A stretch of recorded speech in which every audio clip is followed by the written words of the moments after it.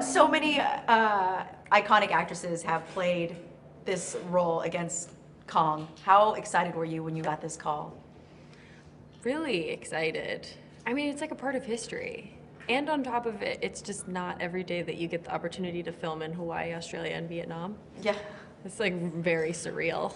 You get to basically live in those places for at least a month or two, so it was exciting. Wow. And during this filming, you were flying back and forth, winning all of your awards. What I loved is I talked to Samuel, and he said that when you came back, he's like, we made sure we didn't celebrate her. It was just like another day on set. No, I don't think anybody said anything to me. I think Sam the first time patted me on the back, and he was like, you did good. And then that was sort of it. And it was like this weird dichotomy of my life where I was on set in the middle of nowhere, because the film is about this untouched land, right, being on an island that man has never gone to before. So we had to shoot in real parts of the jungle all over the world that hadn't been touched by man.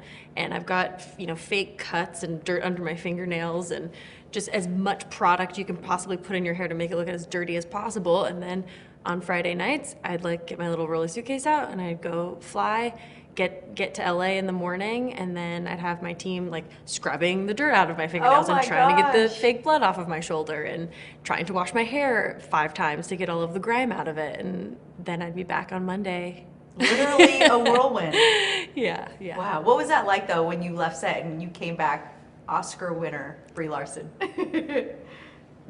I mean, that was in particular very surreal because you end up kind of doing press and celebrating all night. I didn't sleep that night, and then I got on a plane at 6 in the morning. Oh my gosh. Flew to Vietnam, which was I think 3 flights, and then arrived in Vietnam. It was a 2-hour drive. I think I got in at about 10 p.m.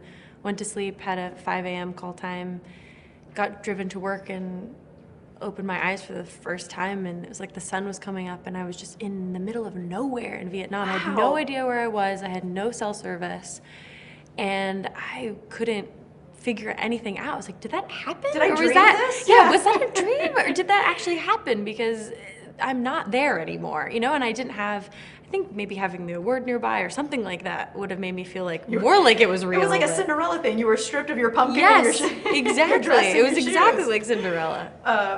You had Instagrammed a photo of your character, and I loved the message that you wrote, and you said that you make movies as a form of activism.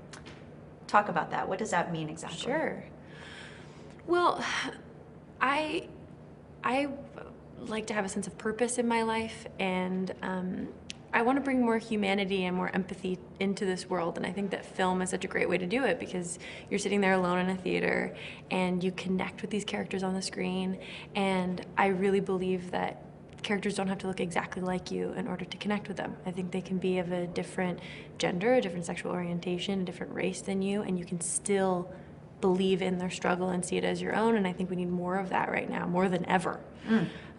So the projects that I choose, the messages that are in them are really valuable to me, and I think that protesting, I think that speaking out and using your voice is incredibly valuable as well, and I also like to supplement that with making sure that our art has meaning, and those films can be in more places than I can.